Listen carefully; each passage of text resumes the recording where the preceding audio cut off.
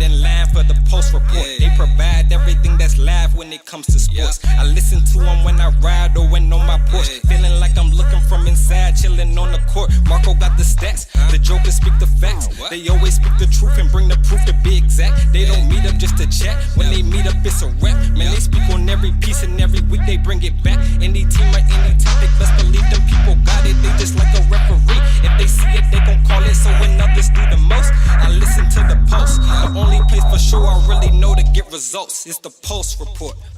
Welcome to the Pulse Report. I'm your host, Marco. And I'm your co-host, the Joker One. And we just going to jump right into the episode, man. First and foremost, we want to thank everybody that's been supporting the podcast thus far. You know how we open up every show by thanking you all. So we definitely appreciate you all, man. Keep the support coming, and we got y'all. First and foremost, we want to thank everybody that attended and as well as participated in our Fight Party contest. It was a big success. If you go out and look at our social media sites, which is at the Pulse Report on Twitter and Instagram, you'll see some pictures we uploaded from the great time that we had with you guys. It was a great time, man. We had fun, man. Food, drinks, everything, man. We appreciate everyone. So be on the lookout for the next event that we have coming up and contests that y'all can participate in. We also had some people ask us about some of the merchandise, like the shirts that we had on and some of the pictures. Yes, sir. We're gonna have opportunities for y'all to cop some of those as well. So definitely be on the lookout, man. But we're gonna jump right into this episode. We ain't gonna waste y'all time. TPR, let's get it. Let's do it. Man, football is officially back. Now, I know one time we said football was back, but we was just talking about just in general. You know, we had some preseason games and stuff like that, but now it's officially back. And, of course, the talk of the town was the kickoff of college football, and we had some great games to bring us in, man. How was you feeling about, opening day in college football? Man, it was good, man. Shout out to my cousin, my little cousin, Sean Savoy, Virginia Tech Hokies, number 15, man. Virginia Tech went out there and handled their business versus West Virginia. It was a good game, man. I believe the score was 31-24. It was a nice showdown. Came down to the end, but them Hokies came out on top. Sean Savoy, man, the true freshman. Look out for him. I'm telling you, Marco, he going to be a problem. But who was you looking for this weekend? Man, first and foremost, let me say I want to give a shout out to your cousin too, man. Shout out to him, man. Y'all look out for him. You feel what I'm saying? Virginia Tech, y'all on our radar. But for me, sir. Man, I ain't gonna lie to you, man. I was a victim of the moment, you know what I'm saying? Everybody was tuned into probably the biggest game of the year so far, which was Florida State and Alabama. Of course, man, you had the Sentinels versus Roll Tide. Well, you know what time it is, man, and I don't think they let us down at all. Of course, everybody know that Alabama is usually going into the season as the favorite, but Florida State, they weren't any slackers. They was coming in the number 3 ranked team in the nation, and man, they gave us something to talk about for the first half, man. They had Alabama on their heels for a little while, but it was only, for so long you can hold a Nick Saban team down, and Alabama let loose in the second half, man, and it was a really competitive game in the first half. Going into halftime, it was only 10-7 in favor of Alabama. But after that, Florida State put a big donut on the scoreboard, and they lost 24-7. But I think the biggest news of the game was the injury to Florida State's quarterback, which is a big deal. Yes, sir. I saw that. DeAndre Francois. Is that how you say his name? I don't know. He got that bourgeois name, Francois. I don't know. I'm going to be honest with you. If your last name is Francois, you sound like you're going to get hurt playing football. That's just me. Francois. I mean, listen, no shade to the man. You know what I'm saying? Because he's supposed to be a good quarterback. He had I wouldn't really say a great day. He had an average day. He went 19 for 33. It was a solid day versus the Alabama defense. Hey, he had 2 interceptions, man. And anytime you have more interceptions than touchdowns, that's never a good thing. So, never. Francois, get healthy, man. They said that he's out for the season, Man. But I'm sorry, man. Maybe you should probably change your last name, and I think you'll probably have a chance at, maybe lasting the whole season. But that's just me, man. Leave him alone. I'm gonna leave him alone.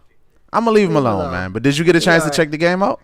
Yeah, I definitely did, man. It was one of those games that Florida State pretty much they gave Alabama the game. You can't have that many turnovers and expect to win. Like you say, Francois had 2 turnovers himself. I believe they had 2 punts blocked. Somebody fumbled on a kick return. I mean, how many chances are you going to give Alabama until, they take a toll and pretty much roll tide and win 24-7? To me, it wasn't Alabama's best performance.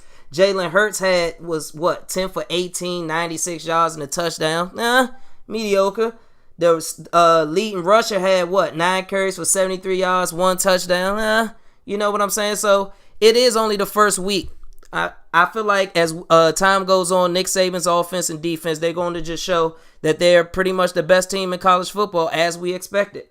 Man, I can't deny that, man. And we're going to go to the next team next game I think was such a big deal on opening day.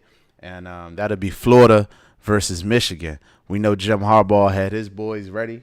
We know how they get down there with the Gators. But some unexpected things going on with that game, man. First and foremost, Florida had 10 players suspended for this game. Now, to some, that's an alarming rate, right?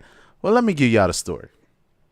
So the Florida Gators had 10 football players that decided that they were going to use their funds illegally. Now, we know college players don't get paid, or so we think. But we do know most schools give you like some sort of bucks. So I'm not sure what Florida calls their money, but maybe they call them Gator bucks or something like that.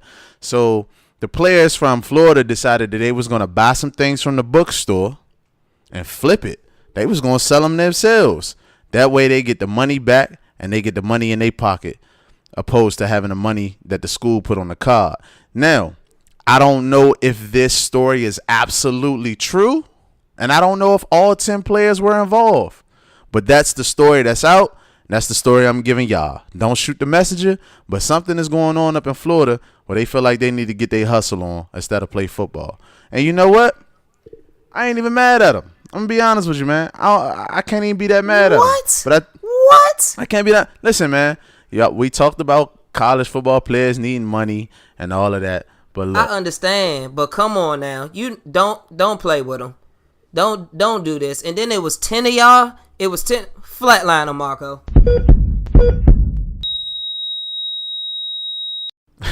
They deserve that one. They deserve That's that crazy. One. That's crazy. You know what? To make matters even worse, here's the harm and the foul. They lost the game. Man, and they was in the game in the first half. They was actually winning in the first half. They went into halftime up 17-13, but put up a big donut in the second half. And Michigan was able to rally the troops, man, and come away with a 33-17 victory. So those 10 students at Florida, shout out to you. Shout out to you, man. I want you to sit back and think about the score. You feel me?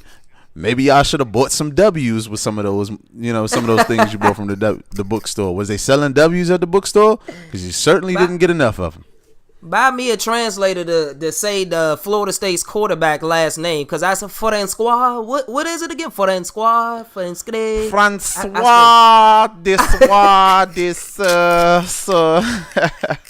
Hey, man. Hey, matter of fact, Florida, we not going to let y'all get off that easy. Florida, this one's for you. You big cold-blooded dummy.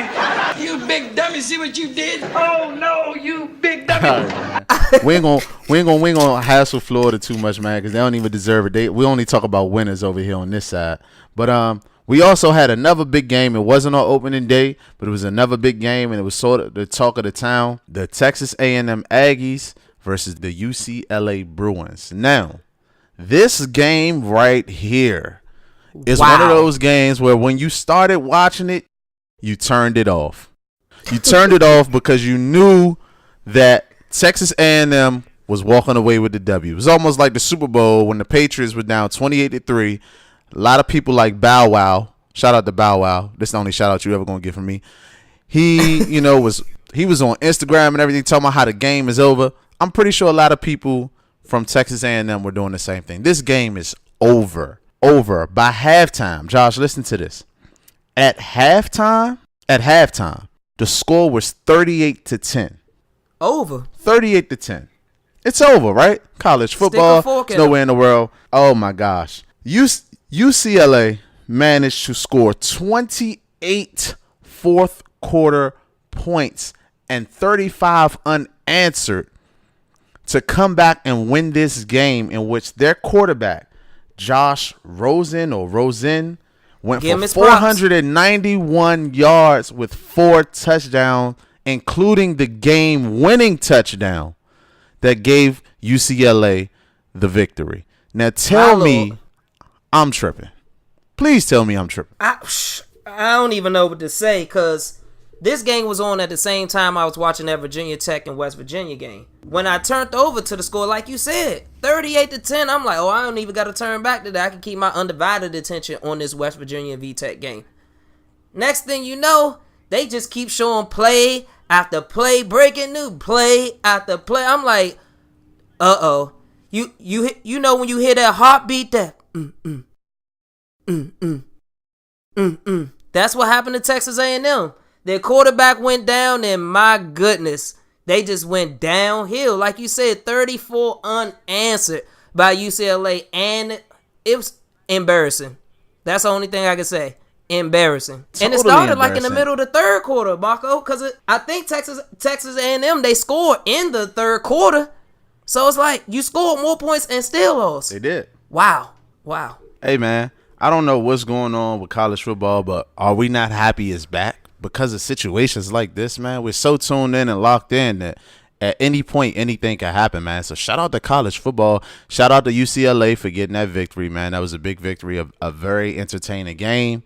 Wasn't a letdown by any means from an entertainment standpoint. So shout out to them, man. But it doesn't stop there. It doesn't stop there when it comes to football. It doesn't stop there when it comes to the gridiron. The NFL is also opening up this week, man. And we're going to open up with the champions, the New England Patriots, taking on the Kansas City Chiefs. Now, who do you have winning that game, man? Just off, who do you have winning that game? Of course I got New England. I'll be a fool not to pick New England. First game coming out in New England. Come on now. Hey, man, if you was in Vegas, you probably can win some good money if you bet on the Chiefs and they pull it off. That's the same thing they said about Connor. Look where that got me. Nowhere. Like I was saying, New England gonna come out, do their thing, dominate the game. The Chiefs got a pretty good defense, so I don't think it'll get too out of hand. Tom Brady just come in, show that he still got it. Gronk's back. See if they work cooking the system. I got something along the lines of 28-13. Nah, that's it. Yeah, I'm expecting probably 3 touchdowns from Tom Brady. Somebody run on the ground, James White, one of the little scat backs. Something like that. Okay. I'm going to also take the Patriots in this opening game, but I think it's going to be more of a blowout, man. I'm going 38-13. Yeah, it's going to get bad. And this is why. I think New England has something to prove, not only to everyone else, but to themselves. They went out and they grabbed all of this talent on both ends of the ball. And not only that, they want to show that 28-3 comeback in the Super Bowl, greatest comeback in Super Bowl history, wasn't a fluke. It wasn't necessarily the Falcons blowing it. It was the Patriots taking it back, So I think they come out, and much like you, I think Tom Brady has maybe 3 touchdowns, a couple rushing touchdowns with some of the backs. But I also think the defense creates a lot of turnovers this game and give New England great field position, which is going to allow them to score very quickly. So I think, between field goals and touchdowns, before it's all said and done, New England going to have 38 points on the board with probably about 4 minutes left in the fourth quarter. Now, listen, we know a couple years back when Tom Brady had Randy Moss and that offense, probably the most prolific offense in NFL history, we knew that it was a scary thing. But honestly, and I take nothing away from Randy Moss, and of course I'm not comparing any players to Randy Moss, who I think is the GOAT, but Tom Brady now has more weapons. He has more weapons. Even the defense has more weapons against a team like the Kansas City Chiefs, who starting running back is now out. One of their premier defensive players out. So I think it gets ugly in opening night, man, for Kansas City, man. And it's in New England's backyard. It's very hard to win there. So I know, you said 28-13, which is a pretty good score, but I think New England, man, they blow the roof open, man, in this game just to scare a couple teams. I mean, they don't need to scare us. Their all-season moves scared everybody. How, and how. That's all you say with them. How do they do this? Hey, another season, another them at the top of the list, so let's do it. Hey, well, we know the Patriots are the favorites, but let's not focus too much on the favorites right now. I want to talk about some of the sleeper teams in the NFL.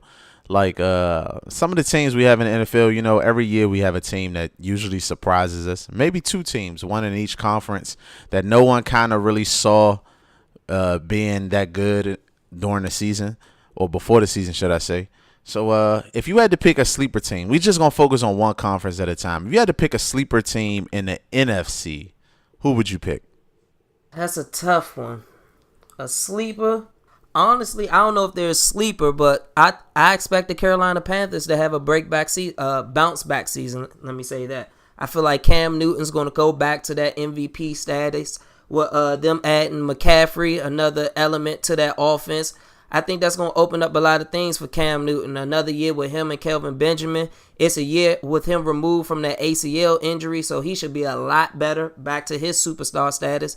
And hopefully that defense, Kuechly, Thomas Davis, all those guys can hold it down. And I think they're going to have a bounce-back season. That'll be my surprise team in the NFC. My team is in the NFC, and I'm picking my team, Tampa Bay Buccaneers. I think we made a lot of, nice acquisitions this season. But that's my sleeper team. But I want to talk about your sleeper team, the Carolina Panthers. You think Cam Newton is really going to get back to this MVP form that he once was? No doubt about it. Okay. Okay. You got your boxing gloves on? Put your boxing gloves on. Let's get ready to rumble!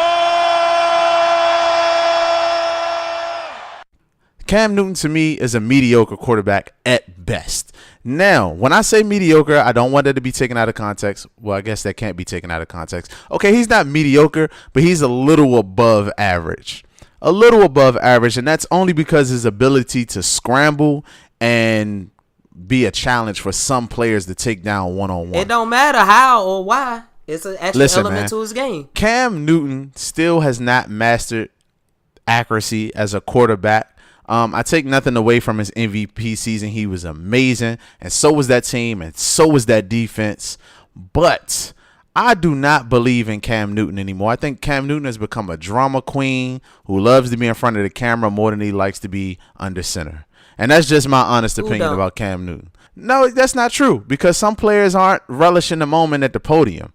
Every time Cam Newton has a chance, he makes sure he's super fly. He makes sure he has his hat. I think he has a hat deal. He got swag. You hating on his swag now, Mom? Swag. That's what listen, we at listen, now? listen, man. Listen, Linda. Listen, Linda. Listen, Linda. I appreciate swag when you win. I've never seen a swaggy loser. Well, I have never appreciated a swaggy loser. So for me, Cam Newton is the first person that, he has the brightest smile in the NFL. Guy comes out, they win, he's all in the camera, right? He's smiling, he's making jokes, he has his man purse, he has his hats and everything. When they lose, Cam Newton is nowhere to be seen. He doesn't want to answer any questions. Cam Newton doesn't want to take any responsibility. He doesn't like to be held accountable. And this is your quarterback. Hold on. We're talking about your quarterback. The quote-unquote leader of every football team should be your quarterback. So I'm sorry, I don't see them taking that next step, because I think Cam Newton has fallen in love with the spotlight, and I'm not even talking about the one on the field. He's fallen in love with the podium. So that's where I'm going with Cam Newton. I mean, am I wrong here? Yes, you're absolutely wrong. Now, are you wrong about him being a prima donna? No. Are you wrong about him being in the spotlight? No. All the quarterbacks want to be in the spotlight. It's part of the marketing thing that they do. I'm not making no excuses for what he does off the field. I'm talking about when he's on the field. That's what I'm talking about, him getting back to that MVP status. As long as they're winning, you don't care. Like you said, you don't care about what he wearing once they start winning. And I feel like this is what's going to happen. Last year he was facing injuries. The team was going through losing Norman. The defense wasn't as good. Benjamin wasn't as good coming off the ACL. It was a lot of elements. It's a team game. They put a lot on Cam Newton, so when the team doesn't do well, it's all his fault, which I get because he's the franchise quarterback. But at the end of the day, I think they're going to have a bounce-back season. With all that being said, they went 6-8 last year. And I'm pretty sure a couple of those games that they lost were close games. So I feel like this year, those close games that they were losing, they might turn it around and go a sneaky 10-6 or a 9-7 and sneak into the playoffs. That's what I'm saying. And I feel like though Cam Newton has been getting better year by year besides last year. And like I said, I think he was hurt last year. But before that, he was getting better year by year. And the year before that, he had the MVP season. So you're absolutely wrong. He gonna come out and do his thing. Stop hating on that man's swag too, man. You a hater. Hey, do you remember you seen Titanic? I seen Titanic. You remember when the ship was going down and the band was playing and they was playing that sad song? Yeah. It's called for right now because I don't know what type of sad song you trying to give out here to protect Cam Newton. I don't know if he got you on the payroll, but I was trying to find my smallest violin to play just now, and as you gave me that trash explanation as to why Cam Newton is above average or whatever, what have you with Cam Newton. Cam Newton, He's a multi-threat. Can you name? Whatever. I'm gonna say Brock he a top 10 Osweiler. quarterback. Whatever you about He a to top ask 10 me, quarterback. Brock Osweiler. That's my answer. Brock Osweiler. I'm off Cam Newton. We going to the AFC. Who's your sleeper team in the AFC? Oh man, this guy's a fool. My sleeper team in the AFC will probably be the Tennessee Titans. I think they're turning the corner. Mariota, I like that. He's growing into his element. They finally got the young guns, some receivers. They already had a great running game with DeMarco Murray and Henry in the backfield. I think they drafted a lineman as well to protect Mariota because his biggest thing is staying upright. He's a little flimsy, that Hawaiian blood. He ain't used to hitting that ground like that. But I think their defense is solid, and they got a young core. They got a young team. I like what they're doing out there. I think they're going to be the sleeper team this year. Okay, I can respect that. I do like Mariota. I like that pick. They in a division that they can pretty much win, I think. They have a really good shot at winning. But my sleeper team, which I don't know if necessarily a sleeper, but according to last year, I'm going to call them a sleeper. I'm going to go with the Baltimore Ravens. I do not like Joe Flacco, but I have to respect him at times. He was severely overpaid when he got that crazy contract, if you ask me. But that's not the point. They have a really good defense. They had a really good defense last year that kind of flew under the radar due to the lack of team success. But I think they will get it together. I think they have what it takes. I think it's really about if their offense can remain consistent.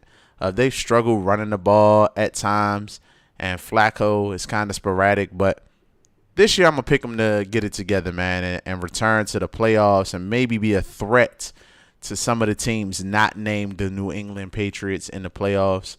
Maybe give a threat to a team like Pittsburgh. I could see Pittsburgh really being a good team again. But we shall see, man. I think those are the sleeper teams.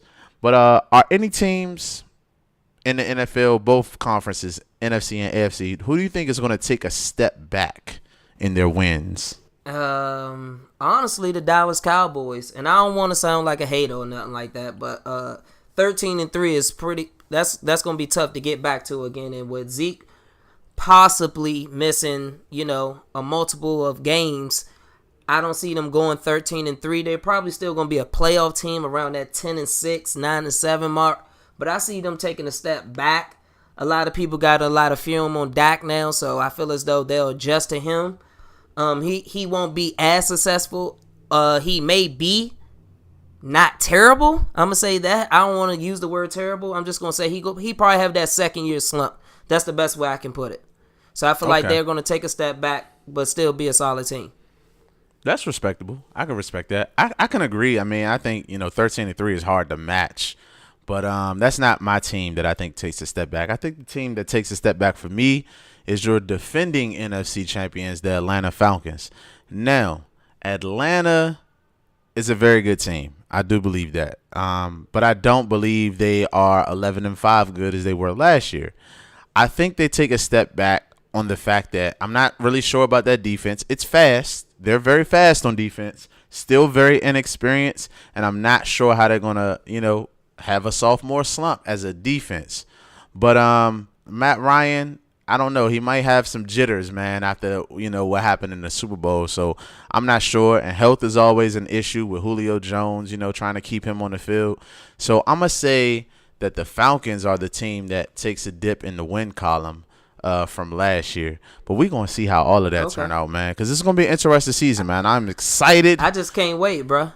I know your team, the team that probably has the most boring uniform in the NFL, the Oakland Raiders. Wow.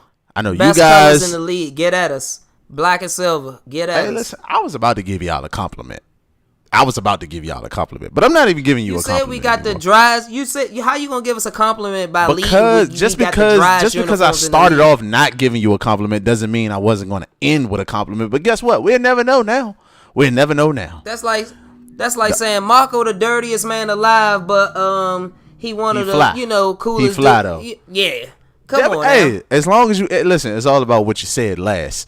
And the last thing I'm gonna say about the Raiders is 8-8, and I ain't gonna say nothing else. 8-8. That's all I gotta say. I didn't say what that was referring to. All I said was 8-8. That's a term I use all the time. The last time we played the Bucks, what happened? Win or loss?